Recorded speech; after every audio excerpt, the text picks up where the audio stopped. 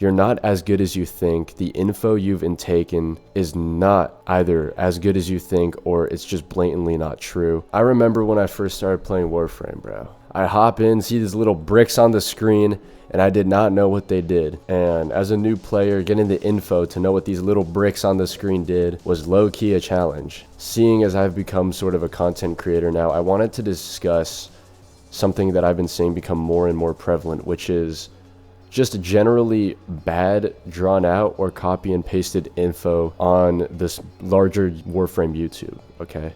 So I'm talking like the big hitters, okay? I'm not talking about the niche 2,000, 1,000 subscriber dudes who just be doing their own thing, pumping out genuinely good content, okay? I'm talking about the YouTubers who frame their videos as like everything's OP.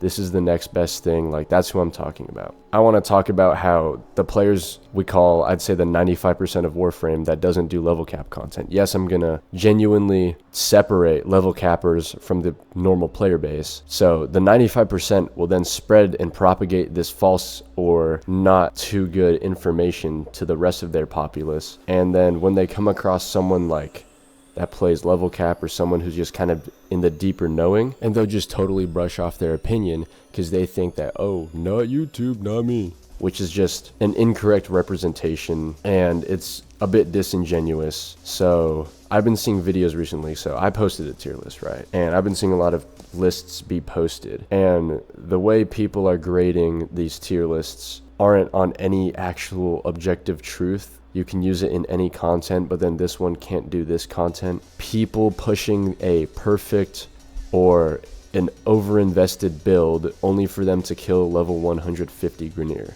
And then when they post the build, it'll be either insanely under-optimized or it'll just have blatantly bad mod choices, picks, stats, regardless, etc. The info itself will not actually be good. All smoke and mirrors. Not all that glitters is gold, guys, right? This is what I'm trying to get through. I don't want to come across as like some higher egoist, right? But I want to introduce people to the concept of what I'm going to call the Warframe black pill. You're not as good as you think. The info you've intaken is not either as good as you think or it's just blatantly not true. And what you know about the current state of the game and everything isn't really all true. Some people consider it to be anything Steel Path, some people consider it Archimedes, and some people consider it level cap. I consider it level cap because, by definition, the end game, the end goal, the pinnacle is level cap, level 9,999. You cannot go up higher than that, and I call that true end game. Now, in terms of breaking down the game's life cycle as a player, early game, just loading in. Mid game, you're finishing story quests. And end game, you finally unlock Steel Path. I can understand that interpretation, and I agree with that interpretation. But what also I'm leading into is that most Steel Path builds are not even good builds. We all know deep down that Steel Path enemies aren't hard at all, right? You can throw viral on any weapon and get through any Steel Path mission with decent efficiency. Steel Path is not hard, right? Okay, not everyone wants to level cap, right? Not everyone wants to go the extra mile, they just want to chill. But what I see is that these same people, they act like they know everything about the game and give out crazy misinfos. People love to hate. People still hate on Roar because it's mainstream or meta. I don't believe anything for base path. I don't think there's a true meta, right? Higher level stuff, there's definitely a meta, 100%. But for base path, you can really get through anything and use anything you want, okay? Like, it's not that deep. And this brings me to my next point. When you're basing a build off of perfection, the pinnacle of operation, the best the build can be, why are we shooting level 150 heavy gunners? Why are we not even attempting to level cap with it? People will see these perfected builds, and it happens more than you think. People will see these perfected builds, try to level cap with it, and get brutally rinsed and absolutely destroyed, then wonder, oh, why is this not working? And what happens after that?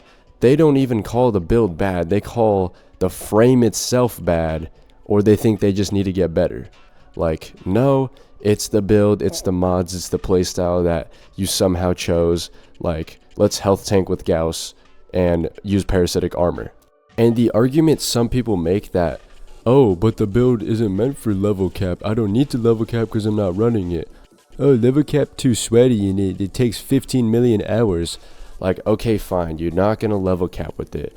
But don't even try to say that the build is at its most efficient when the most efficient way to kill a level 150 Grenadier is to sneeze on it with a Panzervolpaphyla. Like, there is no efficiency in base path. That's what I'm saying. There is no way to optimize base steel path because it doesn't need to be optimized. It's already an easy enough game mode. And if we're spreading bad information how viral hunter munitions is still somehow viable, then we're obviously going in the wrong direction. We're going downhill in the IQ bell curve, and we're going backwards. Sure, okay, you want high KPM and base path. You know what can hit 100 KPM? 72 frames per second in any weapon with melee influence. It's not hard to hit a high KPM. KPM in base path doesn't mean anything. If you're hitting 200 to 400 in level cap, then that build probably rips base path at 500 plus, okay? So, do you see where I'm trying to come from? Base path builds are not optimized nor built well. Period. End of story. No, we do not need to hit a certain strength threshold just so I can use my Temple 1 to maybe not one-tap this little infested over here. Like, no. There definitely are cases where a frame definitely scales better in higher levels. Like, you're not going to be nuking as hard with Equinox and base path as you are at level cap due to enemy density, spawns, etc., different factors, right? But why are we ranking Equinox so low on the tier list? Why are we ranking Caliban so low on the tier list? Just because they don't fill your niche of one-tapping the level 150 Grenadier, they actually provide value with their kit? Like, what are we on about? All the Culervo builds I see, they're investing all into strength, no range or anything, slapping on the new augment, and just using melee influence to trash clear when he has collective curse. Like, what are we doing? We're not utilizing the full kit. We're only using Culervo because of Wrathful Advance. Like, that's retarded. Like, that's genuinely stupid. Like, what are we doing? Rhino for only roar, so you're gonna put in a bunch of strength when his 4 is one of the best crowd control abilities in the game? What are we doing? So just because a Warframe YouTuber posts a build and says like, oh, this is the synergy, but you don't need to worry about this ability, we'll just subsume over it, and then this subsume gives synergy, like, no, you shouldn't discount that ability. Like, I'm still going to refer to him, why is Caliban still so lowly rated when he has everything the common Warframe player wants? Movement and energy within the 1, crowd control and damage multi in the 2, summons. Why do we all somehow love summons in a game about ad clearing? So we love summons, that's in his 3. And armor strip, oh, the buzzword armor strip, it's in his 4.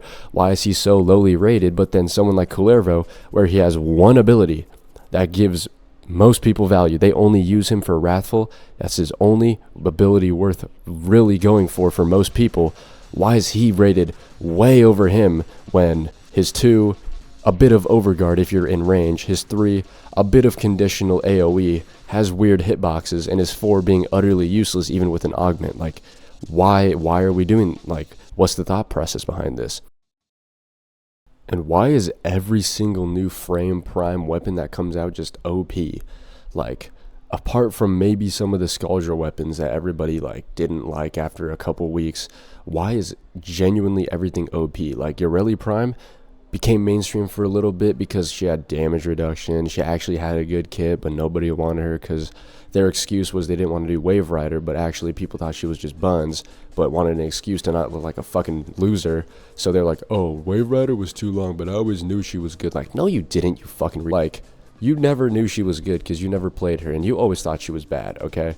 Let's not jump the gun here, all right? We need to call frames as it is. Like, Araxia, I made a video on her. My worst performing video was calling Araxia how she was. She's not all that. Araxia is genuinely just there. Her Toxin isn't as strong as Saren's, cannot apply to Incarnins. Her 1 is like just a mercy insta-kill. Just spam 1 if you want to be a bot. Her 2 can't go through Overguard. It has OKCC but low range.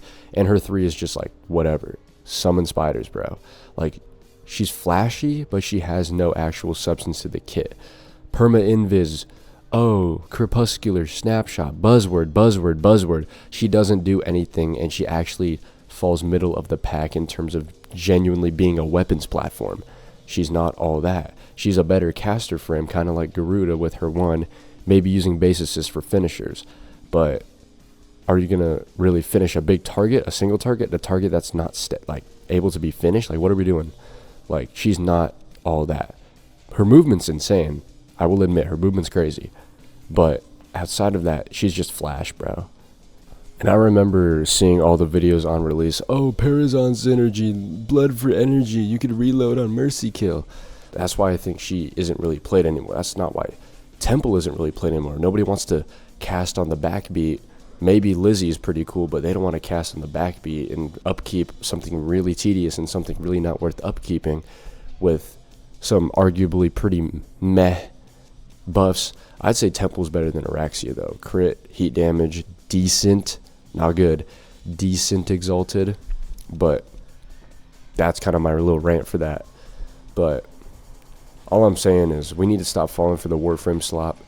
And I will put up on screen right now YouTubers that I genuinely support, that I think you guys should start learning from instead of the big ones. And we all know who the big ones are. We all know who I'm talking about.